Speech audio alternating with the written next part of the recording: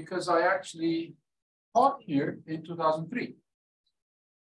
I taught in the Leaders in Manufacturing program. That was a joint program between faculties of business and engineering. And had a very pleasant 2.5 months. I used the opportunity to unite my parents with my daughters. And my little daughter actually had the courage to travel with me. She decided to be my travel mate. And in 2003, she was 4 years old. And I know John was here. I don't know about David, you weren't here back then. You might remember that I would come to the office every day, and then I would go for lunch. I would pick up my daughter in the dorms or logement, faculty housing, and I would take her to the dining hall, and we'd have a lunch together, and then I'd take her back, go back to the office. One conversation during lunch, we both took our plates, sat down, finished our meals, and the dessert was Revani. I looked at it, I looked at my belly, and I said, I can't eat this Revani. Why don't you have it? She said, why can't you eat it? I said, because it'll make me fat. Her next question was, won't it make me fat? Okay, critical thinking. I said, no, because you're a little girl. And then comes the punchline. How does the Revani know I'm a little girl? Holy cow, I was speechless, totally from the left field. At that point, I knew she was going to be a scientist, okay? And right now, actually on May the 8th, she qualified for the PhD program at the University of Toronto in molecular genetics. My baby, Esra. So when I had lunch today, I remembered the Revani story, and I thought I'd share the Revani story with you. My older daughter came later. She's Selen. And she also finished University of Alberta. What? You'd think I would put the names of my wives on my arm. They come and go, man. The kids are there for good. So it was a very pleasant time. I also speak of, I mean, you guys might think of us as quote unquote competitors. Sometimes during the year we become competitors, but I always speak of Sabancı as a paradigm shifting university. There are several universities in Turkey that I consider to be paradigm shifters. And obviously one is Bilkent. Then I think Sabancı deserves the paradigm shift award. And I don't count Koç in that list. I don't think they shifted anything. I do count Bilgi, Social Sciences University. You shifted paradigm because of the Common Core, for example, among many other things that you've tried to do differently. So I think you've been a fresh breath in the Turkish higher education system, and I'm always happy to oblige when I'm called upon for contributions. Now, what do I know about AI? Well, I mean, what does anyone know anything about AI? We have a clicker. You don't have a clicker. Okay. I'll just click myself. How do I click?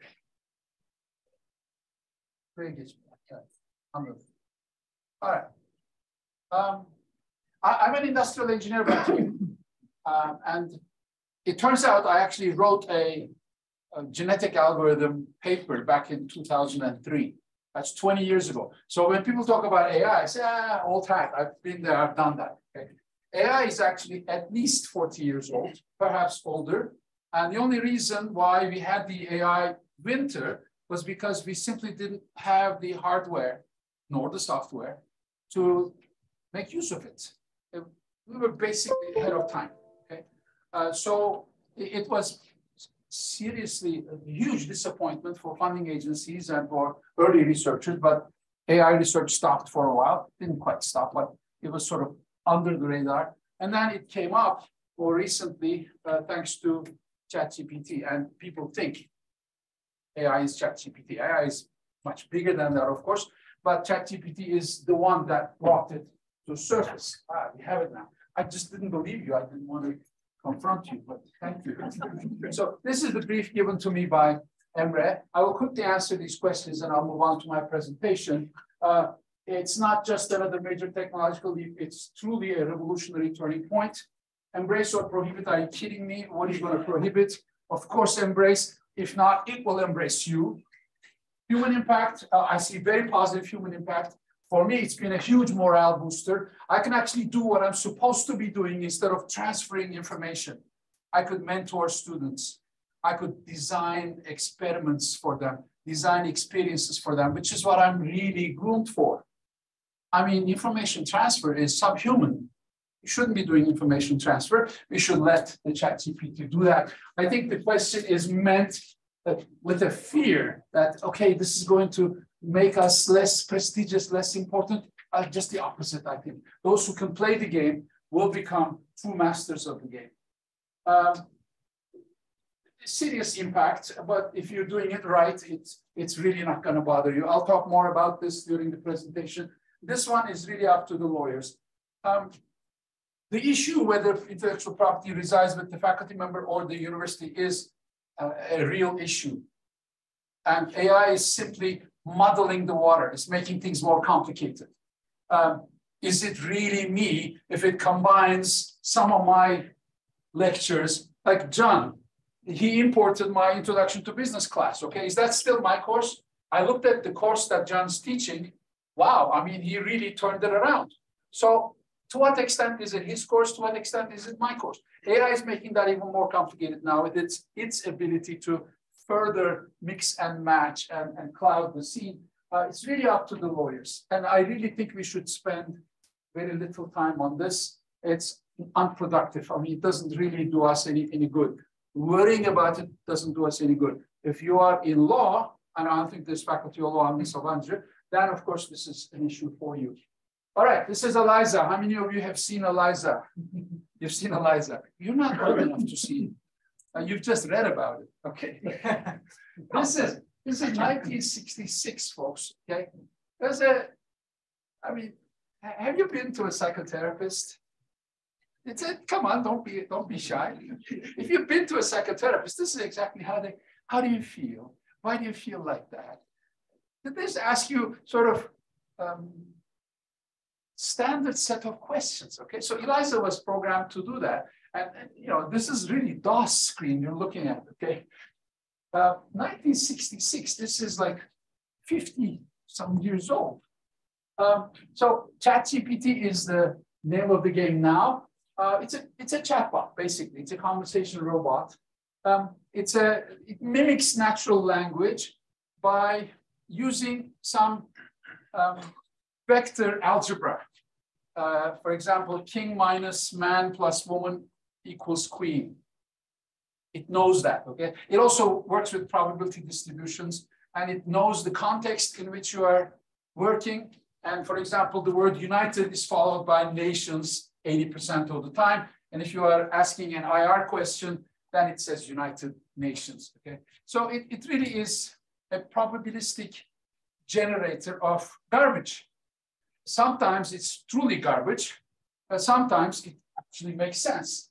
The more we train it, the more likely it is to make sense.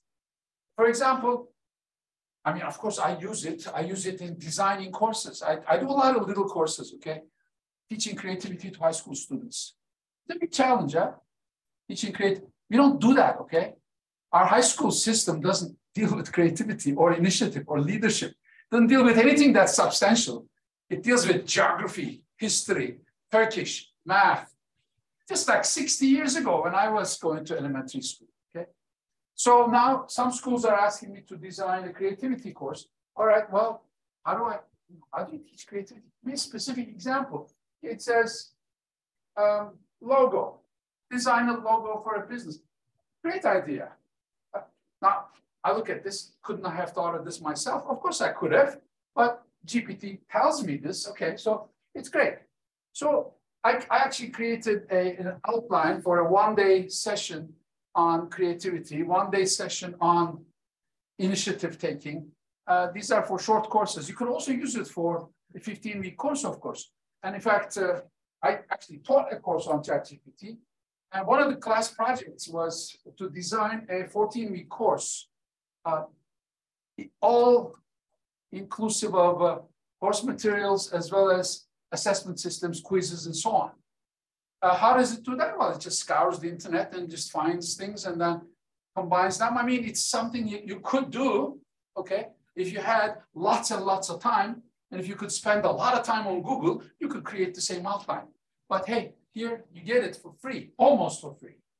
All right, history. I mean, I also teach entrepreneurship. So to me, this part is really interesting. OpenAI, what is OpenAI? It's a not-for-profit company. It couldn't really compete with the for-profit startups. So it created a for-profit child, OpenAI limited partnership, but it's capped for profit. Can't make profit beyond a certain percentage, but that's a very healthy percentage. Take my word for it. Promoting and developing friendly AI to benefit humanity, that's its motto, that's its ground principle. Founded in 2015, nothing new about this, okay? It's new because you just found out about it. 2015, that's a long time ago. Initial investment of $1 billion, unheard of. No startup starts with $1 billion, okay? Startups start with $10,000. Really good startup maybe gets $300,000 initial investment.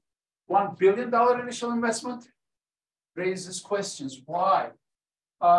Because they believed in it and because they believed in the people that were doing it. Microsoft invested $1 billion in 2019, so it's $2 billion for you. As a result, they own GPT-3. And they produced many products. I mean, only the comp sci profs and the geeks know about these RoboSum and debate game and universe and so on. And generative models, obviously, if it's GPT-3.5, there must have been a GPT-1, GPT-2, GPT-3, but we didn't know about it because they weren't worth talking about. They were just producing nonsense, okay? They weren't trained well enough. But now that GPT-3 is out, at the end of November, okay, I decided to teach the course in December. The class started in February, but in such a short time to reach 1 million users was only 5 days. I mean, far faster than Spotify or Instagram. This is an ultimate record. Still though, don't assume that everybody knows ChatGPT. I just read a tweet today that said only 4% of all adults have used ChatGPT. Okay, so clearly for entrepreneurs amongst you, there are numerous opportunities of making ChatGPT accessible by the masses and making money by simply writing interface. Simple interface that people don't have to go to OpenAI and type intelligent prompts. Do the intelligent prompting yourself and charge people 50 cents or $1 for use. Projected revenues, tremendous. Current values predicted to be between $27 and $29 billion. In comparison, Turkish Airlines is about 4 to 5 billion. Turkcell is about 4 billion. So this would probably buy all of the large Turkish companies. That projection, by the way, is at the point where they had zero revenue. They didn't make any revenue until they started selling GPT-4 at a $20 price or something. But how do you value these things? You value it based on long-term prospects, of course. Who's behind it? Just one person I'll mention, but there are several others, including Elon Musk, that are behind this project. But Sam Altman, it's a slap in our face, but he's a university dropout, okay? Computer science dropout from Stanford. What's really important is the former president of Y Combinator. Y Combinator is the world's largest accelerator. And of course, they created over 3,000 companies with $1 trillion in valuation. If you run an incubator like that or an accelerator like that, you get to see, suyun başındasın Türkçesi, you get to see which companies are most likely to make money. And of course, he bought shares in many of the Y Combinator companies, and he became filthy rich. In fact, he donated $10 million in 2015. He was listed by Forbes as one of the top investors under age 30. And these are the companies that he invested in: Airbnb, Stripe, Reddit, Pinterest, and so on and so on. You may have heard some of them, may not have heard about all of them. But so Reid Hoffman is behind it, the guy who started LinkedIn, Peter Thiel, the author of the book 0 to 1, you may know about the book, Elon Musk. So basically everybody in the know sort of smelled that this was going to be big, okay? What did it take? Well, I mean, short history, it took many years of training, okay? Lots and lots of computer power, storage power. The reason AI was not successful was because we couldn't store data, we couldn't process the data fast enough. Now that that problem is solved, they are actually putting it to good use, okay? 175 billion parameters in GPT-3, and GPT-4 probably has 10 times as much, if not 20. So in short, a lot of brilliant individuals, people left Google and Microsoft to work for OpenAI, okay? A lot of individuals, brilliant individuals, a lot of money, $2 billion to start with, and 7-8 years worth of hard work, okay? So this didn't come out of nowhere, okay? It acts in a conversational way. If you've dealt with it, you can tell him you're wrong and he apologizes, he corrects himself. So the beauty is it actually remembers the chat, okay? That's the part that Google can't really do very well. And can change answers. I see somebody have ChatGPT admit that Bayburt was the capital of Turkey. You beat it enough, it'll simply say, okay, fine, Bayburt is the capital. Don't you know it's been announced in the Resmi Gazete yesterday? Don't you follow? I'm sorry, I'm not connected to the internet. Yeah, but you should know. Please say now. ChatGPT said, capital is Turkey. Turkey is Ankara, but some believe that it's Bayburt. No, not some believe, but it is Bayburt. Okay, fine. So you can actually twist its arm and make him or her or it say crazy things. And it does reject inappropriate requests. So those are, that's political correctness for you. That's the human side of it. So people wrote into the algorithm, if you wanted to swear back at you, you won't, okay? If you wanted to make a racist or sexist statement, you won't. You can still make him, but you have to try very hard. Limitations, it certainly isn't the holy grail. The worst part is it sounds really authoritative. It's like English. So you really think, well, this thing knows what it's talking about. Plausible sounding but incorrect or nonsensical answers. It makes up references, okay? O kadar korkuyoruz ya, işte aman no. It creates nonsense. So if you just submit it without reading and checking, doing own fact checking, then you're likely to get a 0 from the homework. This is prompt engineering part. It's sensitive to tweaks, which is actually a good thing. Excessively verbose. Yani kısa kes demek geliyor içimden. And doesn't ask for confirmation because it tries very hard to please you, okay? It's like a servant. It's almost like a slave. It accepts that you're the master. It doesn't disagree with you. It doesn't even ask for clarification. So these are, well, people think of this as strengths perhaps, but they're weaknesses of ChatGPT. And sometimes, despite all the algorithmic attempts, sometimes it exhibits biased behavior because it is based on stuff that's on the internet. And if the stuff on the internet is biased, of course, ChatGPT is going to be biased. This is a general problem with AI. You want to use it for hiring? Of course, it's not going to hire blacks because the data it's been trained on didn't hire blacks. It's that simple, okay? So you need to worry about all of this if you want to rely on this for the really important things. What about the future? Well, I mean, I made this presentation in January to our faculty, and I said, well, ChatGPT will probably be released in August. It was released before the class even ended. Of course, Microsoft Bing wasn't too far behind, and Google Bard wasn't too far behind. In fact, they are both superior to ChatGPT. And there are many companies. I mean, OpenAI is the first mover. If you look at these other companies, they're actually, DeepMind, for example, is 5 years older. Doc.ai is the same age. Neo Cybernetica is younger. But some of the companies are older and they have more employees. But OpenAI was the first out of the gate. I mean, please assume that all of these companies had similar products, okay?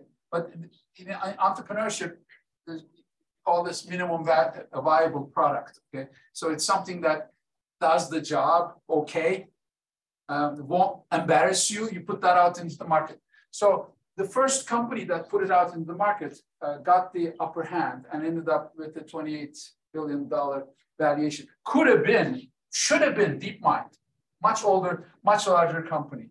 But OpenAI knew it was younger and smaller, so it released the product even though it was imperfect. Okay, clever move from an entrepreneurial perspective. The Chinese are coming. Okay, we haven't seen anything from the Chinese yet. The Russians are coming. Don't assume the Chinese are sleeping. In fact, in AI, they are the world leaders in AI research, especially AI in education. China is the world leader. Okay, so they are coming up with their own products. Russia is coming up with their own products.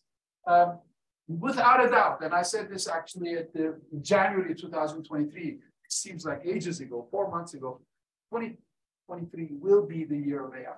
I spoke to, doping hafıza. It's a system that prepares students for the university exam, okay? I don't like what they do because I hate university exams and I hate every company that prepares kids to a multiple choice exam. But these guys are actually using AI. They prepare well, okay? The founder, is actually a Istanbul Erkut graduate, like Hocam and I, and also a Boğaziçi Endüstri graduate, like me. So he's basically a junior version of me. He came to my office and we chatted about this.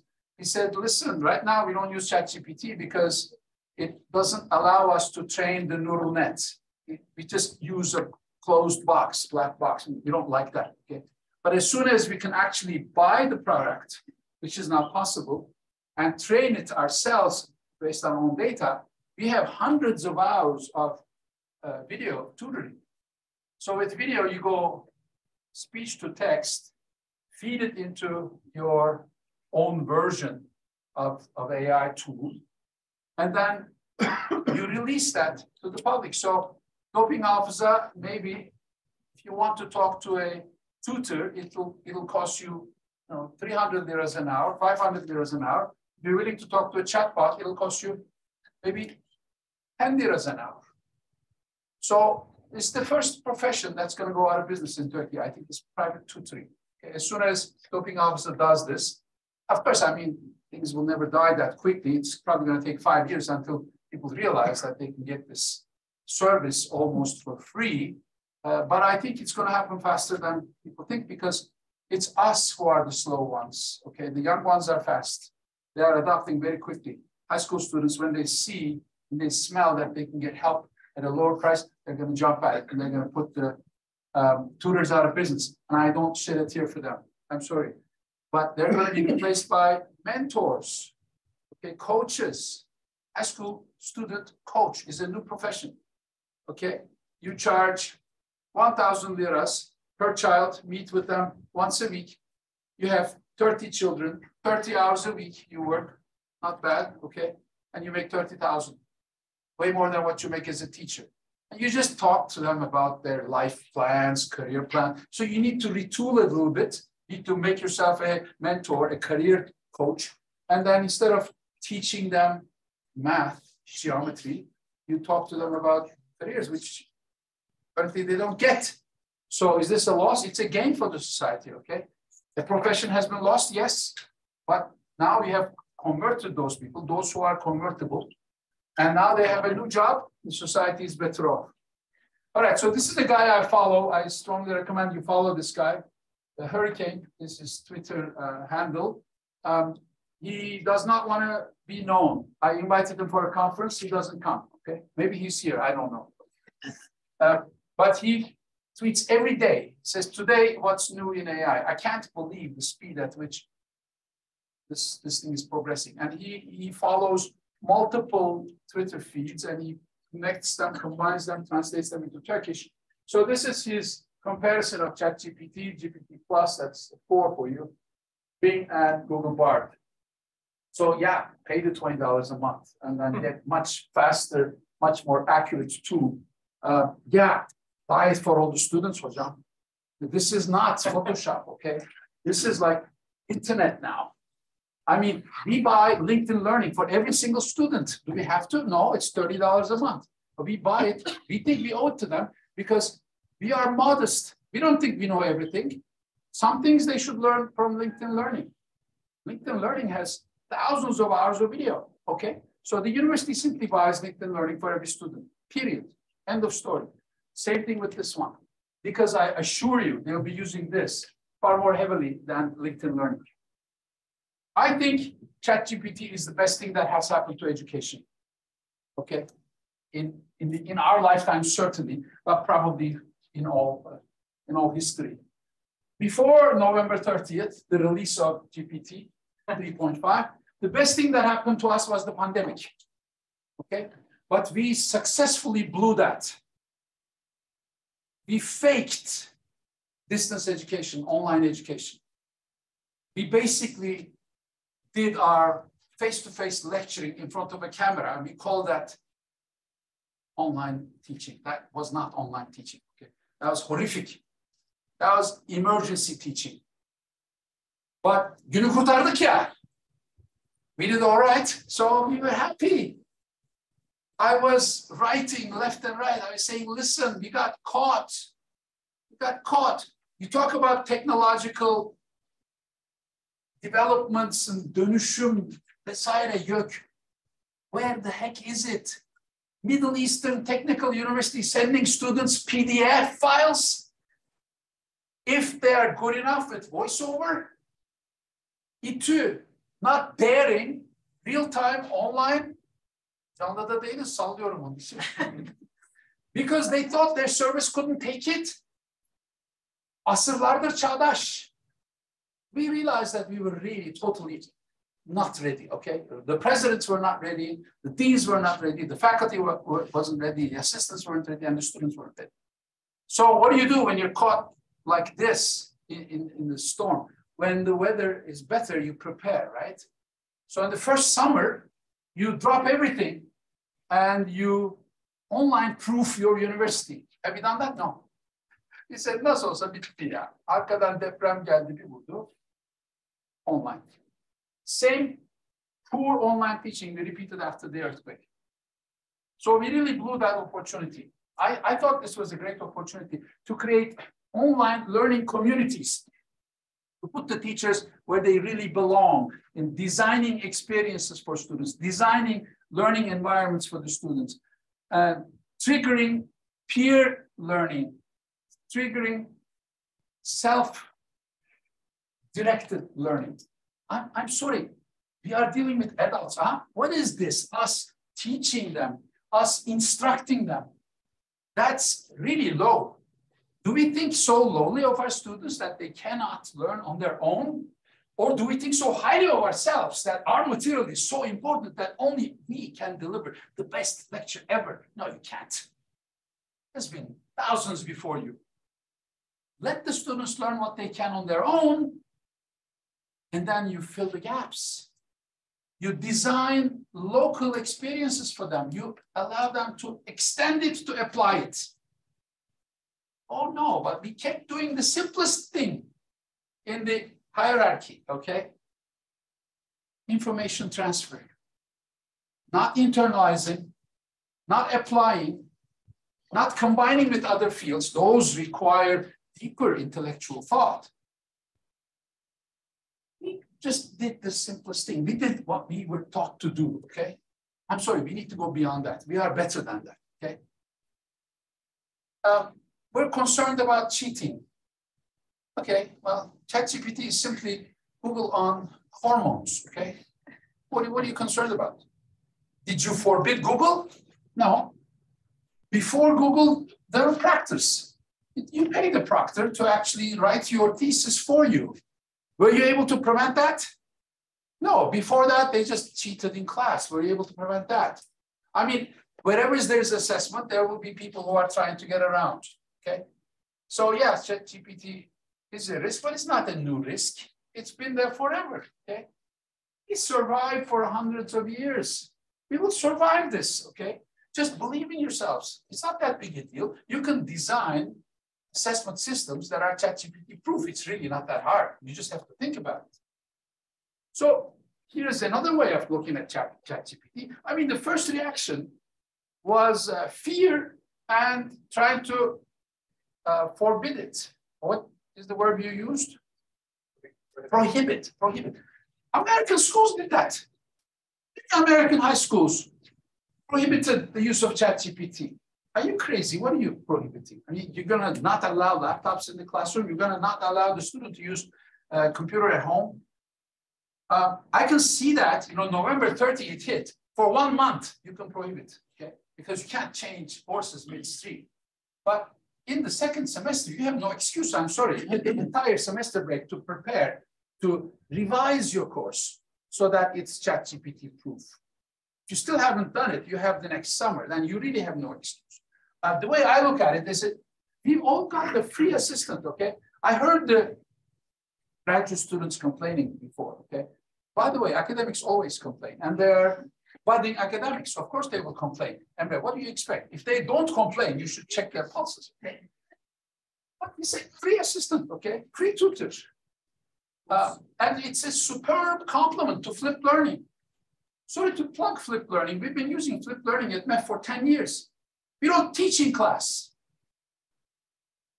We shoot a video. The student watches the video before coming to class, sends us questions they don't understand. We talk about the questions they send to us. And we ask them to talk amongst themselves to answer their questions.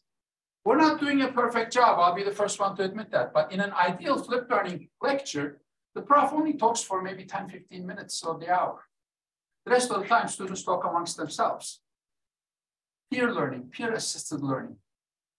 And the instructor only, but this requires self-confidence, okay? This requires a level of knowing your stuff that goes beyond just regurgitating, fixed material. So most faculty members are afraid of that. Stop, okay? You know your stuff. Trust yourselves. They cannot really ask you a question that you couldn't possibly answer. If you can't, you answer it in the next lecture, okay? So if you use flipped learning, this is actually beautiful for us. We used to tell them to watch our own videos or videos from Stanford or Khan Academy or what have you, or send them PDFs. Now we can say, go to ChatGPT, learn from ChatGPT, and then come to me. I'm the last resort, okay? So as a result, kicking and screaming, we will be dragged to do less lecturing. Those of us who want to survive, okay? I don't see this as a threat. This is an opportunity. But if you want to survive, you need to stop lecturing, do less lecturing, more discussion, more debate in the classroom, more interaction with the students in the classroom. There's no such thing as passive learning, okay? Rule 1 of learning, their minds have to be engaged. They have to be talking. To make sure their minds are engaged, they must talk. Otherwise, they could be sleeping and you couldn't notice. You'd think that you delivered the best lecture ever in the history of humankind, yet they were just sleeping. If they talk, if they interact, they're actually learning, okay? That is really a good thing. So I'm very thankful. Türkçesi, şükür ediyorum arkadaşlar ChatGPT. Ellerine sağlık diyorum Sam Altman. It's forcing evolution in education. This is a horrific sector. I know of no other sector that is so resistant to change. Okay? Academics, we are terrible. We are privileged. We paid our dues, and we're gonna milk the cow till we retire. Okay, no more. If you do that, okay. If you're near retirement, you might be able to get away. But if you're a starting faculty member, you're not near retirement. No. You don't need this. You'll be one of the leaders, I know that, one of the early adopters. So I applaud this because I've been calling for an evolution, or actually evolution is too weak a word, for a revolution, for a disruption in education for many years. I'm an education activist. That's what I am, okay? And now, me talking doesn't mean much. This one is going to do the job, okay? If you don't do it, just watch where your university ends up in 5 years.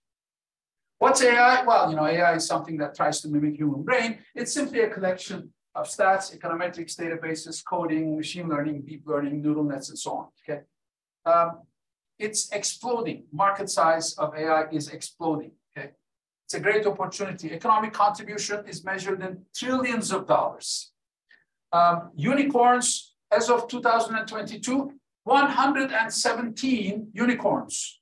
Okay, gazelles, by the way, are animals that are trying to be unicorns. Hızlı büyüyen girişimlere gazel deniyor abi. Ceylan Türkçesi, hızlı. Bunlar unicorn, they are already unicorn. So they reached valuation of $1 billion without doing an IPO, without selling shares to the public. They are all privately held companies. You know, this is a big deal, reaching 1 billion. 5 years ago, there was no Turkish unicorn. Right now, there is Trendyol, Getir, and so on. Although Trendyol has done IPO, so it's not considered a unicorn anymore. But there are several Turkish companies that reached this plateau. 117. It isn't just OpenAI. 117 companies reached $1 billion in evaluation. NVIDIA, we were talking about that. It's $1 trillion company now.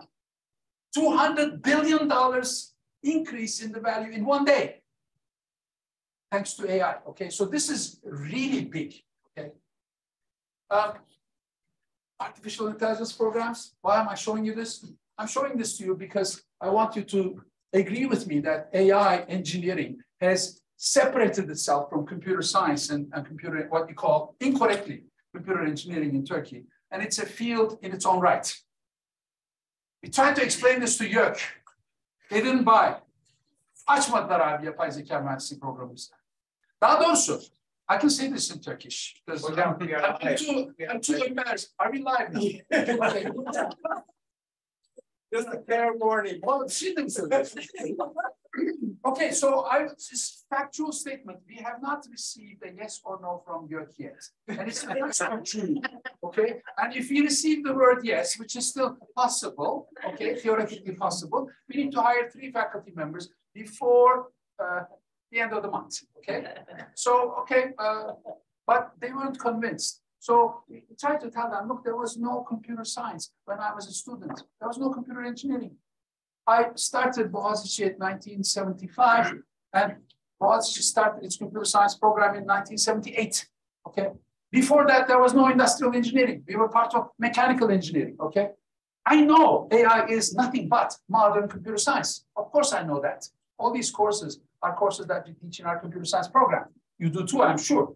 But it deserves to have its own department now. All of these schools agree with me. So what did we do instead? We've been doing this since 2021. I'm proud to say we offered a minor, Yandal, okay? Highly recommended. Maybe you do it already. If you don't, I'd suggest you strongly suggest you consider it. This is the list. I actually set this up. And I love it when students from political science, psychology, especially economics, take this minor, because this minor makes them employable, okay? Political science students are not employable if they do nothing on top of their political science degree. With this, they become data analysts for companies who understand data analysis and AI experts for companies, okay? So, here's another thing. All of them are online courses. We don't have faculty teaching this, okay? So substitution is already taking place. Nobody lost their jobs, but we did not hire faculty to teach these courses because Coursera teaches them already. Am I going to teach it better than MIT? I don't think so. Let MIT teach it. Let Stanford teach it. But we have one faculty member who coordinates this whole thing, 2 checkup meetings with the class at the middle of the term, at the end of the term, to make sure they've done the work. We give them credit, MEC credit. And this one is a local project. So if they haven't done this, this is where they bomb, and then they don't complete the minor. İstersen öğrenme abi, senin bileceğin iş. Are we not dealing with adults? Why do we have to check every step they take? Why don't we just check them at the end? And if they haven't completed it, then they don't get their piece of paper that says they completed the minor. I also have a minor on this, similar minor on entrepreneurship, which is very popular with lawyers, with architects, and they're all actually, the next semester, I taught this ChatGPT course. Next semester, I'm teaching a freelance course. you should consider a freelance course. Maybe I'm talking to the wrong person. But a freelance course. In 10 years, you probably know that half the US labor force will be freelancers. And 30 years, which is during the academic or professional careers of our students, the same thing will happen to Turkey. A freelancer needs to know how to get pension benefits, how to get health insurance, what kind of company to create, how to value his time, how to market himself. So this sort of mixes with entrepreneurship a little bit, but not exactly. So a course on freelancing plus entrepreneurship is not a bad idea. And here's an even better idea. Why don't you let your students take my course? I'm going to teach it online anyway. Give them credit. Trust me, I have 50 papers. I have 3,000 citations. I'm a real academic. I'm not going to just let them off the hook easily. Why don't we do that in Turkey? Can someone answer this question for me? When I was president at Özyeğin, I wrote to Coach Sabancı. I said, listen, all of you guys are very small, and we cannot really have a legitimate finance PhD program.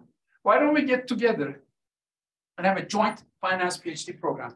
The model is from Montreal, okay? All the Montreal universities are combined in joint PhD programs. Guess the answer. Yakacağım, biz iyiyiz. Biz böyle iyiyiz. Nerede iyisiniz abi ya? None of these schools can afford. Tabii Boğaziçi'ne yazmadım diyorum hocam. Çünkü Boğaziçi'nin zaten dirseği çakacağı belli. None of them can actually have a legitimate PhD program in finance. We need finance PhDs in Turkey. So why don't we gather our forces? Her okulda 2 tane, 3 tane hoca var, tamam mı? 2 hocanın ne doktora programısı? Olmadı. Şimdi bunu diyorum işte, hadi yapalım. Bedava. Yetkinlik eğitimi veriyorum. Skills development. Let's do it.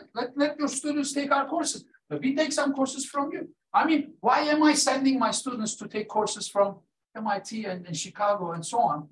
Our students have to take 2 courses from Coursera or edX to graduate. It's a graduation requirement. Why can't I send them to Sabancı or Boğaziçi? It's crazy, isn't it? It's because we know nothing about cooperation. All right, so I got on my high horse. I need to get off my high horse. All right, so I totally lost track of time. I wrote a book on this, okay? 8 Forces Disrupting Education. Sistem çaresi eğitim sizde. You can read this stuff in the book, but this, I think, is a major mover. So is this, and so is this. And then I wrote about 10 trends in education, described how AI is going to transform education. This was a summary from my book. Then I asked ChatGPT, how will AI impact education? These are ChatGPT's answers, okay? For example, it says it's going to allow us to select our students better. That doesn't apply to us in Turkey because we don't select our students. Okay, our students are assigned to us, basically. There's an overlap. I'm going to stick to what I wrote and tell you about, and this is the ChatGPT answer. Very important. AI will revolutionize education, but it will not replace teachers entirely. What it's not saying is, it's not saying it will not replace any of the teachers. It's saying it will not replace teachers. It will, have no doubt, replace some teachers who are resistant to change, okay? And it should. We don't need 1.1 million K-12 teachers in Turkey. We don't, okay? We don't need to teach macroeconomics in 205 universities in Turkey. I mean, Refet Gürkaynak, Mahfiye İlmez. If you want it in English, Refet can teach it in English. If you want it in Turkish, Mahfi can teach it in Turkish. You can do it, online. And then people in their local schools can do the labs, can do the discussions. In economics, there's always discussions and debates, okay? So that doesn't really relegate the econ teacher at University X into an inferior position. It actually puts him into a position where he's most useful. Once the student's thought process is triggered by the online lecture, then he's willing to open the learning window and you go in. All right, so this to me is the most important contribution of AI. Personalized learning, okay? What we have is horrific. I actually cannot believe I survived this education system. Okay, I have ADHD and I prefer to learn on my own. So the current system is actually designed to bury me, okay? Somehow I managed. Trust me, many of us don't. Many of us are actually buried. Our Secretary General had a boy. He learned to read on his own at age 3.5. And I said, I'm really sorry to hear that. I'm really sorry for your family. Because there's no way our education system can handle a super intelligent child with 140 plus IQ. So in this country, if you are actually out of the ordinary, the education system is likely to shut you out as opposed to push you forward. Keep that in mind. You can change the speed, okay? I used to get bored in class, really. I mean, you explain to me things once, I get it, okay? Second time, I don't want it. The third time, I'm really bored. Somebody asks a question, so my God, why are we wasting this time? And then I tell this teacher to move on, and that teacher moves on, and the person in the back feels left out. So AI takes care of that. You go at your own speed. If you want, you can watch my talk at 1.5. If you want, you can watch it 5 times. Also, some people like to put theory first. This is how I learned. And I realized in Canada was if I put the practice first, if I sell the subject first, students are more likely to learn. So some people like theory first, some people like practice first. Why can't we change the sequence? You can with AI. Parallel versus sequential, what does that mean? Currently, we learn history, we learn geography, okay? We learn Turkish literature. I want to learn it all together. While I'm learning history, I also want to learn about the geography. For example, İkinci Viyana kuşatması, Second Siege of Vienna. I mean, what we read is chronological history. I hate that. I want to know what's happening in France while we are trying to take over Vienna. I want to know what happens in China at the same time. I want to know why Kırım Hanlığı is on our side, whereas the Poles are on the other side. And I also don't want to know about how many days the siege took. I want to know about the logistics because I am inside me, there's an engineer. Okay, we don't know that yet, but in high school, there's an engineer inside me. And I'm curious about the logistics. How do you actually move an army of 50,000 from one location to another on foot? How do you serve them meals? Who boils their coffee? Do they actually play music at night? I'm interested in these things, okay? I don't want to learn about the name of the comandante and how many days it took to do the siege and so on. So I want to learn history the way I want to learn it. I want to learn it vertically, and I will learn geography while I'm learning history, which is impossible in today's education system. It is possible if you let AI teach me, because AI will quickly understand my learning style and will feed me the material at that pace and at the sequence that I prefer. Some people learn best from text. I learn great from text. My students learn from video. Our students live in Twitch, you know that, right? Our students live in YouTube, okay? Are you in YouTube? I hope you are in YouTube. If you're not in YouTube, you are missing our students, okay? You should be in Twitch, you should be in YouTube. So if somebody wants to learn through video, they should. If they want to just listen, for example, these days I listen to Blinkist, you know, Blinkist, yeah. The summaries, I mean, 6 minutes. You know, the most recent book I listened to, it's about psychopaths. I decided that I'm a psychopath, but the book also says that's not a bad thing, okay? Listen to that book. Right? You might find you're a psychopath too. I'm not saying sociopath, okay? And I'm not saying borderline psychopath. So I don't have tendencies to kill people, so don't you worry. I may be very animated, but I'm harmless. So I learn through audio and I learn through text. I don't like videos. They're too long for me. So AI can accommodate that. I don't like gamification, okay? I just want upfront learning, but my students love gamification. Let them have it. I love interaction. Some people don't like interaction. They just want to read the text. Let them have it. You can't do any of this in class. You realize that, right? You either serve one side or the other, okay? Do you realize what smaller percentage of the students you're actually serving in terms of their learning needs and learning preferences? It's minuscule, okay? If you're lucky, it's 5%. I want to learn in 3 months what you learn in 6 months, or I want to learn it in 9 months. I want to have an assignment every day to make sure that I'm on track. Maybe you just want an assignment every 3 months. I don't know. AI actually can predict, okay? If I'm having trouble with derivatives, and if I'm doing physics, it's going to send me to learn derivatives. In a physics class, you can't do that. You say, ya oğlum sen bunu öğrenmedin ya matematik dersinde. At best you go and bitch the math teacher. Why didn't you teach these kids how to do derivatives?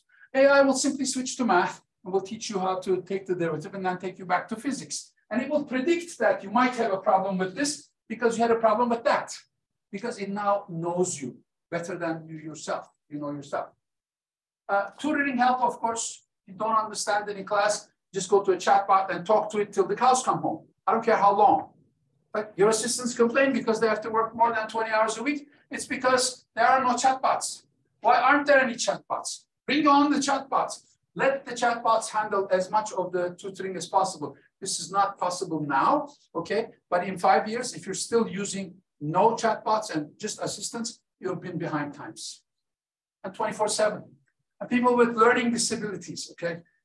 So I'm sorry, no contest, okay? No contest. By far, the superior way of learning is through a machine. Not only by the machine. I didn't get that either, sorry. But putting the person where he can do the most benefit to the student. Mentoring, answering questions, guidance, career planning, local projects, and let the information transfer be handled by the machines. I mean, I get really upset when I think about, especially K-12 students, okay? You're thinking of yourself right now, okay? Because you see this as a threat. You are well educated, okay?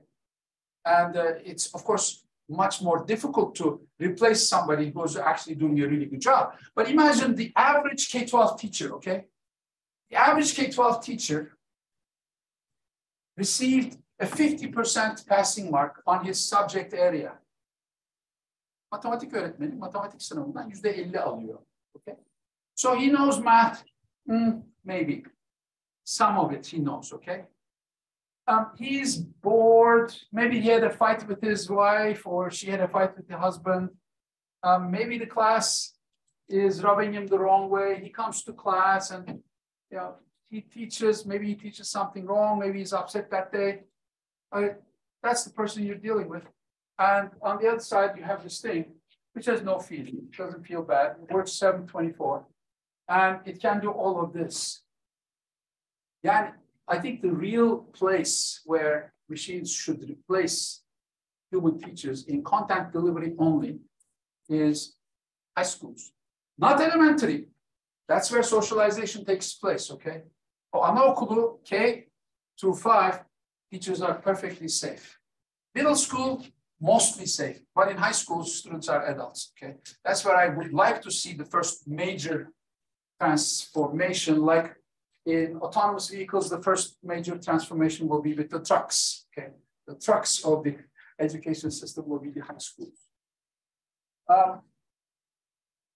Students can do all of this. They can review articles, they can summarize articles, they can quickly generate reports. And if you're upset by this, why are you crazy? I mean, I remember my first wife, when we went to Canada, she had to actually take a medical technician exam and she had to use a log table in the exam. Log table.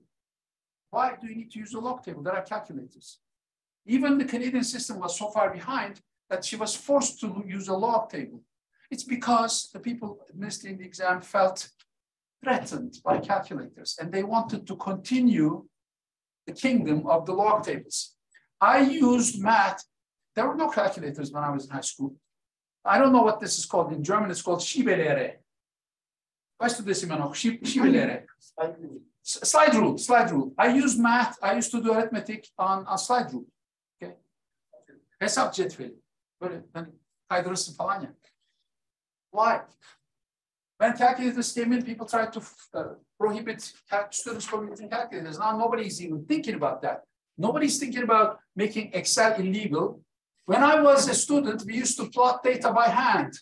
Nobody plots data by hand anymore. Everybody uses Excel. So we accepted that. Why don't we accept ChatGPT to do the preliminary data analysis? Yeah, preliminary data analysis is that for slaves. Rakamları alacaksın, toplayacaksın, ortalaması, bir de sınırlar sapması, histogramı bilmem ne. Bunu insan evladı yapmasın artık yani. That should really bother us. And then they can take fake exams, get ready for the exam, and they can get personalized feedback on exams. Baba, I don't care how many hours you put into the assistance, you can never provide personalized feedback as well as the machine. It's clear, değil mi? ChatGPT will provide, and it's going to get better and better and better. Right now, what you see in ChatGPT is emekleyen bir bebek. It's a crawling baby, okay? In 5 years, you're not going to believe your eyes, your ears, your brain. What about assessment and feedback? I'll give you one example to rest my case on this. Turkish University Placement Exam.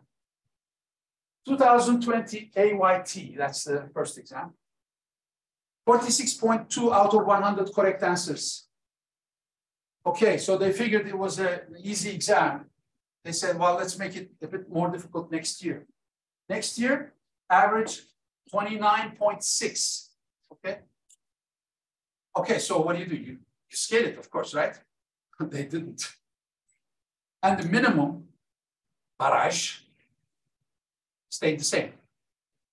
Maybe 100,000, 200,000 students were declared ineligible for university because they just happened to take a harder exam. Only a human can screw up so badly, okay? Only a human can screw up so badly. What about the feedback? You get the score. What else do you get? Nothing. Nothing. 540 almışım. Which questions did you miss? I don't know. You know what our students do? Maybe you don't, because you don't deal with these high school students. You see them after they come to university. They look up the answers in the newspapers, and then they guess. They remember, they memorize their answers, and they compare it.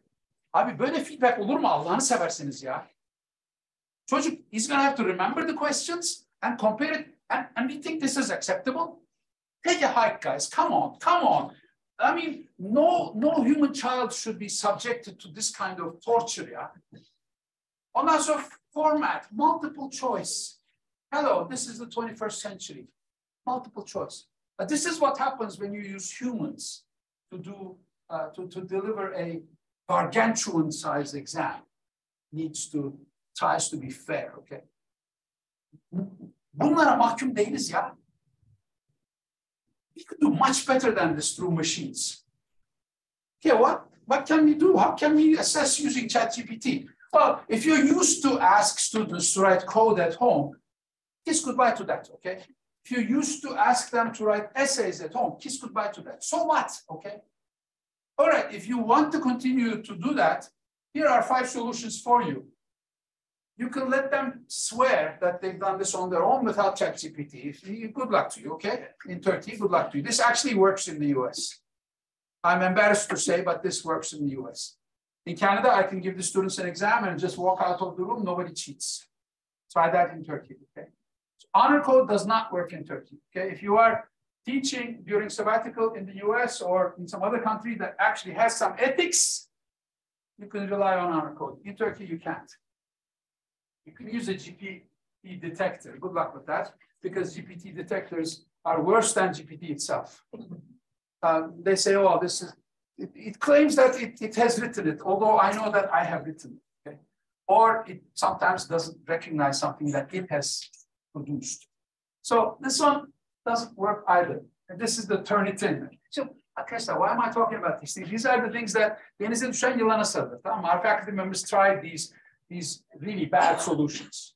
Okay, let's use a detector like Turnitin. It doesn't work, okay? But here's something that will work. Ask them to write the code in real time. Oturun yazın oğlum, sınıfta. Sorting mi ne yazın? Sen yaz, sınıfta yazın. Essay, 1 paragraph. Why don't you do it in class? Hocam, that's not good use of class time.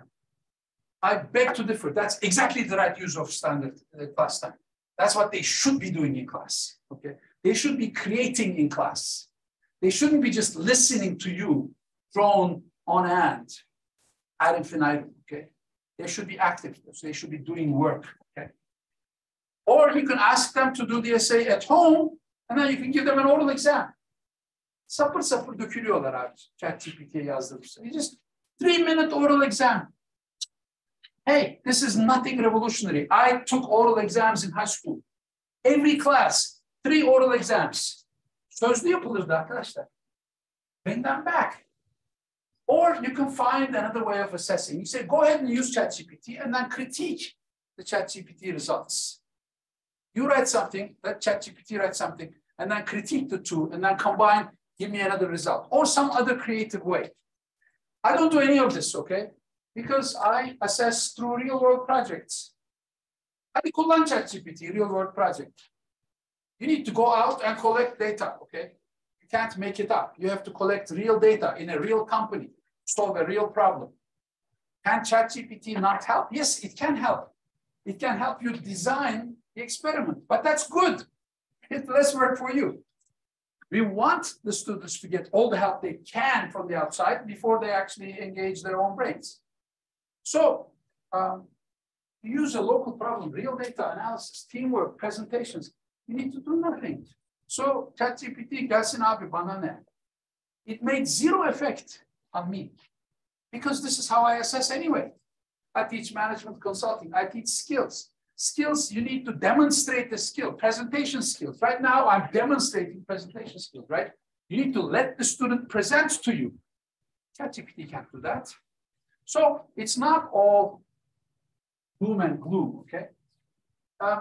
This is very important. I'm not saying it's not important to learn English anymore, but I'm saying ChatGPT's primary use might be in language acquisition. And another maybe bigger use might be you could take a course on, say, Renaissance architecture that is taught in Italian, you could take the course in English by using a digital voice assistant. Okay? That opens up, I mean, Coursera opened up all English-speaking universities to all students, right? Now, this will open up all universities to all the students because the language barrier is completely removed. Huge advantage of ChatGPT. I still think people should speak the language because many reasons. I mean, you can't, I want to watch the movie in English. I want to understand the sense of humor. I want to be able to read a non-trivial text without having to rely on a translator. And learning English, come on, it's not that hard. It is worth the price, okay? I'm trying to convince my students that it's nonsense to just assume you can have everything Google translated or voice. Maybe in 10 years, I'll change my mind. But right now, I still think they should learn English because there's all these idioms, all these sarcastic comments, all the irony that you may or may not be able to translate correctly. Student selection, if we were allowed to choose our own students, this is another area where AI would help because right now, engineering, law, medicine, psychology, political science, business, all is in one exam. Well, I'm sorry, at MEF, I want entrepreneurial students. I want to test their entrepreneurial attributes. Maybe you are a techie school and you want to test their math skills. You want to weigh their math skills more heavily. Maybe you're a mid-level technical school. You want them to apply what they know. So you want to see their projects. You want to see their dossier. None of that is possible through one exam. But with AI, we could have customized exams in each area. Kürşat Hocam made this point today. This is an area where I think we will see the first big change because corporates are not like us. They are driven by profits, by costs, revenues and costs, okay? So they will be the first adopters. They've been the first adopters of technology, by the way. I've been a consultant to Yapı Kredi Academy on LMS and on training people with CVs. They were ages ahead of universities. And on AI, they will also be ages ahead. Talent selection, continuing education, performance assessment, admin tasks, cost reduction, they will do it first. And then we will say, well, why don't we do it? And I suspect the foundation universities will follow because of their close connection to the real world. And then maybe the state universities will follow. Basically, right now, what we need to do is we need to focus on digital literacy training for both students and faculty. You need to have basically something I suggested after during the pandemic, no school did it, but you realize that the game has changed. Students are not coming to school anymore, okay? They're not coming to school. As soon as you allow them to take the course in a hybrid fashion, they choose to stay home. So we need to be the best online teachers we can be, okay? So that we're not taught, we don't know how to do that. So we need to be trained, and that the onus is on the administration to train the faculty to become good online delivery.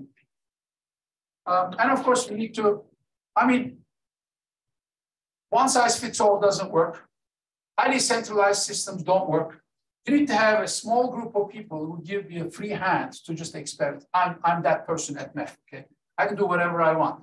Experiment with whatever course you want to teach. If you do something right, tell us. If you do something wrong, just stop doing it. That's my job. You need to have a few people like that, people who are keen to experiment. Bu şey ne? Corporate entrepreneurship gibi yani. There are some corporate entrepreneurs. Most academics aren't, okay? Most academics are memur. Some academics are actually entrepreneurial. Find the 5 to 10% academics that are entrepreneurial, let them experiment, and let them share. You have this event already, beautiful, okay? So why don't you do a benchmark? Why don't people come and share their best practices? You have a best practices conference, ERG does that too. So the reason I say this to you is because I think you can do this.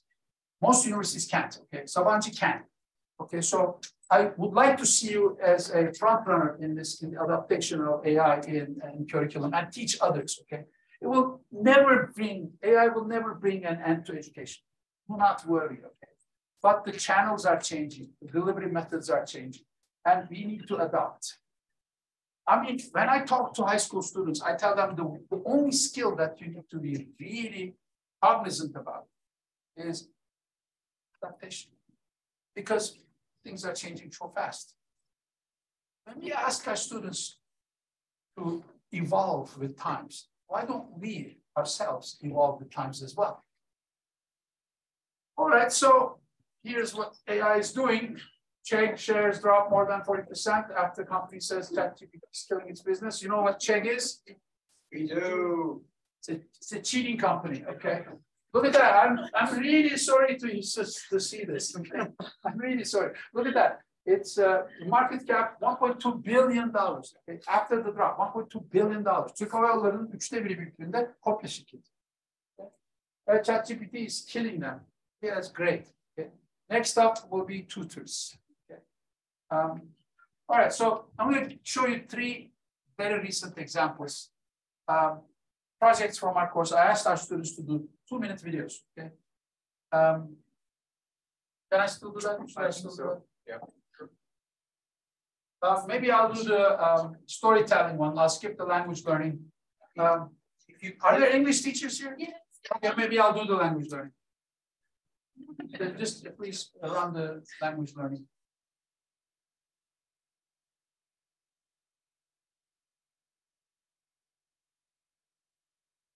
LinguaLink.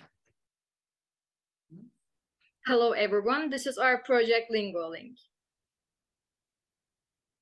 4.3 million people in the most populous countries searched Learn English in 2022. Therefore, we designed LinguaLink as a solution for this problem. Our purpose of the LinguaLink is to provide an innovative and interactive way for users to learn new language with the help of the ChatGPT. Our mission is to help users improve their language skills with supportive chatbots and reading coach. After that, ChatGPT receives instant feedback to users. Moreover, the site is designed to support multiple language. Users can learn any language they want. And at LinguaLink, our target audience is the beginners. We understand that learning language can be challenging, but we are here to provide an effective way for you to improve yourself in a new language. What makes us unique? We use ChatGPT for creating a limitless learning environment, and this system was designed for fear of making mistake because there is no judgment, just you and ChatGPT. And our site is really easy to use for the users. And let's talk about the details. Hi everyone, now I introduce you to Reading Coach. It's basically a reading text generator for every language. To start, users must provide the language and their level. After that, ChatGPT will generate a text and the 3 questions.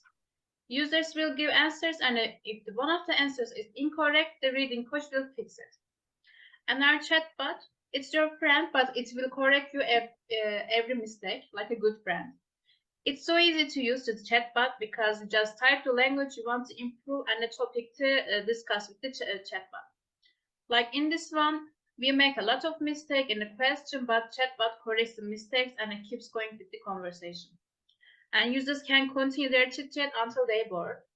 And how did we do it? We use our OpenAI API key in Python to get an interface in the Gradio. So basically, Gradio provides us a temporary link to add the Google site in the HTML code. In this way, we can use ChatGPT on our website in a limited time.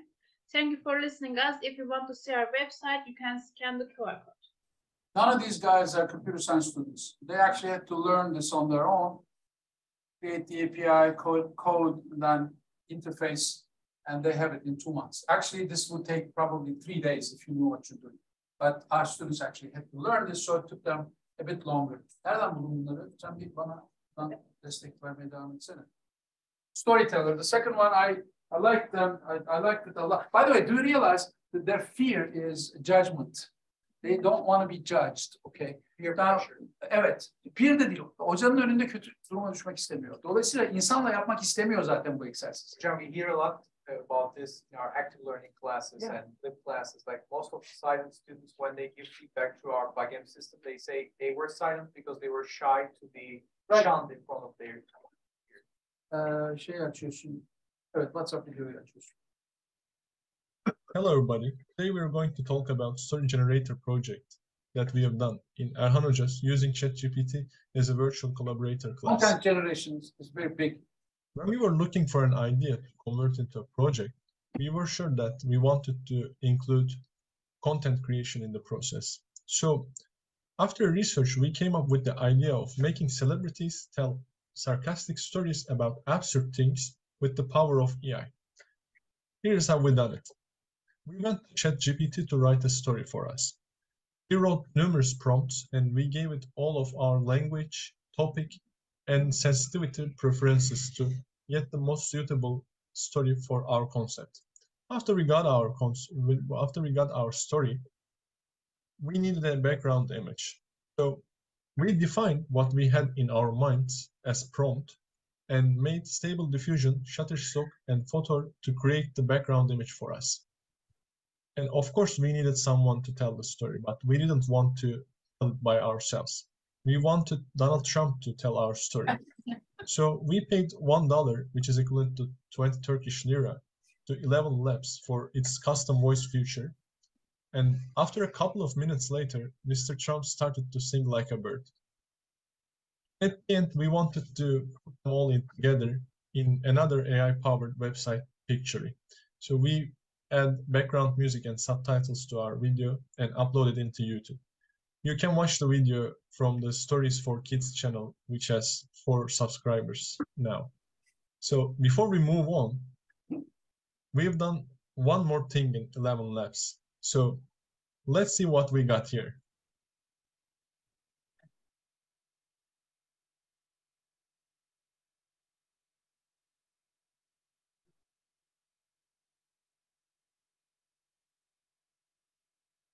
Ladies and gentlemen, today I will present you with an amusing story about Turkey's education policies. I want to share a thought process regarding AKP's approach to education. We have a brand new vision in education. Textbooks will now be colorless and devoid of excitement because why should our children experience the vibrant world around them? Let's ditch ordinary math lessons and focus on the practical skill of counting how many tea glasses one can lift. Our teachers will be like superheroes. We'll distribute capes and masks to them so they can scare not only the students but also evil thoughts in the classroom. Who wouldn't love our education system filled with such innovations? Remember, with AKP's education policies, we can truly have a fun-filled future. Thank you. Ladies and gentlemen, today I will present. So one sentence prompt. Write a sarcastic story about AKP's education policies. Doesn't tell them where AKP is, what kind of party AKP is, which country. It's a generic story. Imagine what you can do to this if you actually gave ChatGPT some context. Simple prompt, and all these Shutterstock, Photo, all these applications the students dug up on their own. Okay, this is real teaching. I don't teach them anything. I just inspire them. They go find the tools, they connect the tools, and they create this. Now, I don't know why they switched to sarcastic stories, but the original idea was even better. It was meant at the, it was targeting the kindergarten students. And suppose that day something happens in the kindergarten that you think is worthy of a life lesson. Suppose Ali refuses to share his toy with Ahmed, and then Aisha wants to interfere and Ali pushes Aisha or something like that, okay? So you tell ChatGPT the story. Give me a 3-minute story that will teach the good thing about sharing toys and why we shouldn't push others and so on. And then ChatGPT writes the story. And then they go to Fodder or something, or Shutterstock. They find a visual that represents Ahmed, maybe a bully, okay? And then they do a voiceover. And then they put background music and they put subtitles. And imagine you're a kindergarten teacher, something happens in class, and instead of telling Ahmed, you shouldn't really do that, you should share your toys with Ali. You just go, in 5 minutes, you show them this video. This is how people will learn. This is how people will learn in the future, okay? I thought that was a much better application. But bu Z generation böyle abi işte, sarcastic stories, voiceover by işte famous people. Takes them scary thing, 1 minute to train the voiceover. They gave me a bit of an English accent, but I suppose I could live with that. I'll show you the last one now. This is something that is not from my class. I'm actually working on this with an assistant myself.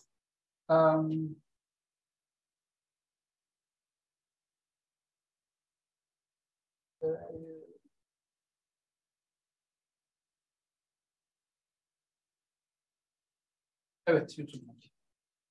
Şeyde var benim, o PowerPoint'e gidersen orada var. Chatbot en alt. Şu en altta, buraya tıkla. Oynatırsan tıklayabilirsin. Oynat. Actually, this is not one of my students. He's a Yıldız Technical University student. Or, yes. We found a Hello everyone, today I will show you the workflow which we prepared while developing the chatbot whose name is Erhan Erkut. Firstly, we found a main open source project on GitHub. The project started to be developed in May. Although it's new, it has attracted the attention of many people. We were one of those people and we set up the project by following the instructions to use it as the basis for our own project. Secondly, we analyzed the project files in detail before making the updates to the files. The project worked as follows. First, the program asks us to upload the files you will ask questions about. Then the program scans the files using ChatGPT artificial intelligence engine which developed by OpenAI and saves the contents of the files to a database. Then the program becomes ready to ask questions. Finally, after you ask your question, the program searches for information about your question from the database, where it saves the file contents and turns to the information it finds into an answer using the AI engine. After understanding how the program was developed, we made our own updates for our chatbot and completed the first version of Erhan Erkut.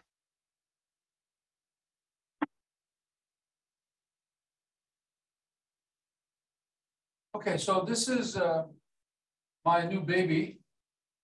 You ask a question, lise mezunlarının eksik olduğu noktalar nelerdir? Hedef belirleme, zaman yönetimi, planlama, İngilizce becerisi, blah, blah, blah. I uploaded, whatever you want, probably 500 pages of documents. I mean, my competitive advantage is I have this in writing already. I wrote a book. I wrote 2 books. One on university selection and one on education system crashing down, okay? And I wrote 130 blog articles and about 40 or so Medium articles. Everything has been uploaded now. And now you can ask questions. What do high school students need? Okay, here's the answer. Tercih yaparken nelere dikkat etmeliyim? Sabancı Üniversitesi'ni seçmeyin.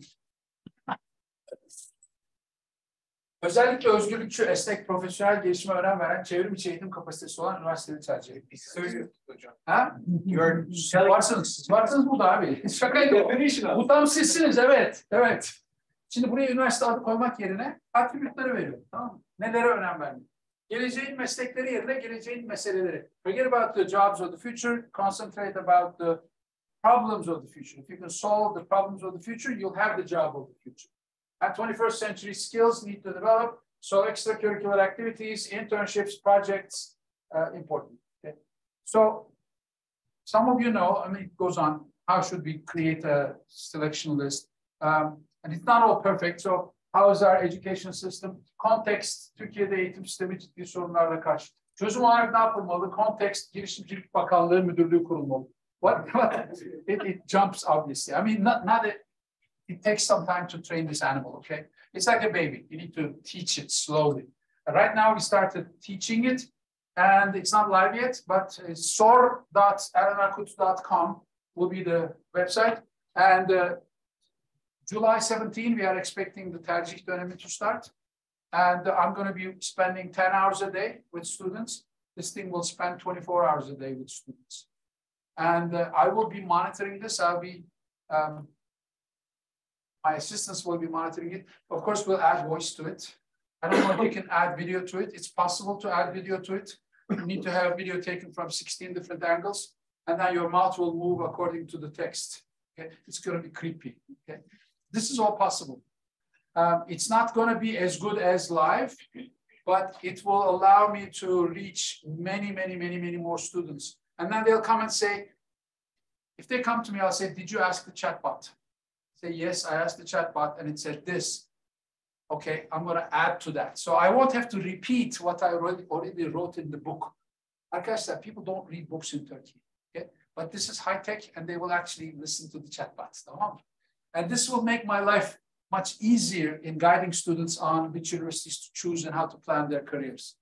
I mean, the idea came from my assistant who came with me to about 15 different meetings. And then at the 16th meeting, she could answer the questions just as well as I could, okay? So I thought, if I can teach a human being, why can't I teach a machine? And I shared this with the Softtek, the largest IT company in Turkey at the time. They said it's possible, but it'll take 6 months, blah, blah. 2 days, okay? Back then, it took 6 months, but this took 2 days. Anyone can do that if you have the PDF files, okay? So imagine your courses. If you have PDF files, you can put your course in there. That doesn't replace you.